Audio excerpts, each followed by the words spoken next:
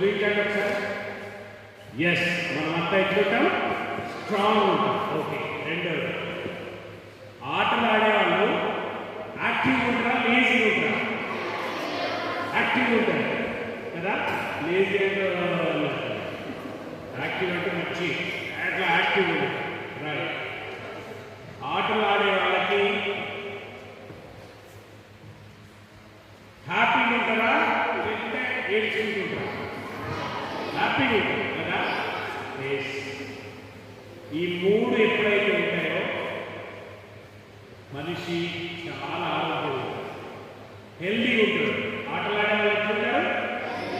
హెల్దీగా ఉంటారు. మీ కాలేజీలో ఇప్పుడు చాలా బాధ అనిపిస్తుందండి.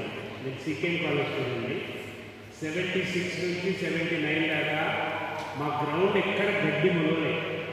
ఇప్పుడు పోయి చూస్తే చెత్త మొత్తం.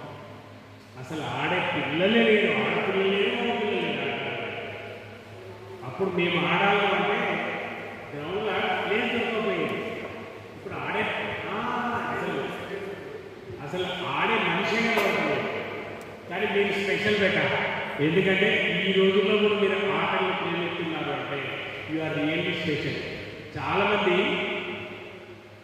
తలకాయ లేని పిల్లలు, అంటే తలకాయ ఉంటుంది అనుకో, లోపల ఆలోచన సరిపోతుంది. తలకాయ లేని పిల్లలు ఏం చేస్తారంటే కేవలం ఫోన్లల్లో వీడియో గేమ్స్ పట్టుకొని కూర్చుంటారు.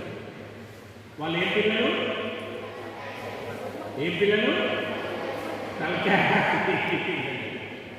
తలకాయలో ఆలోచన ఉన్న పిల్లలు ఏం చేస్తారంటే గ్రౌండ్కి వచ్చి ఆడతారు.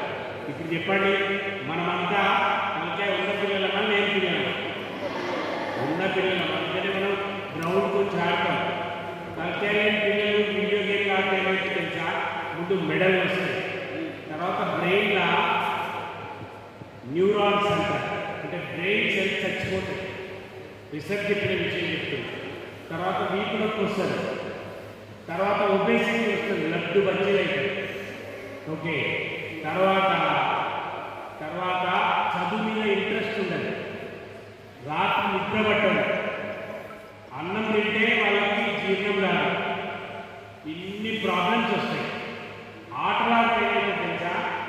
బ్రెయిన్ బ్లడ్ సప్లై ఎక్కువ అవుతుంది, ఆక్సిజన్ బాగా సప్లై అవుతుంది. మీరు ఆలోచించండి, ఇప్పుడు క్రికెటర్ ఎంతమందిలో చేయలేకపోయినా మీ తెలివి ఎట్లా పెరుగుతుందో చెప్తలేదు కదా.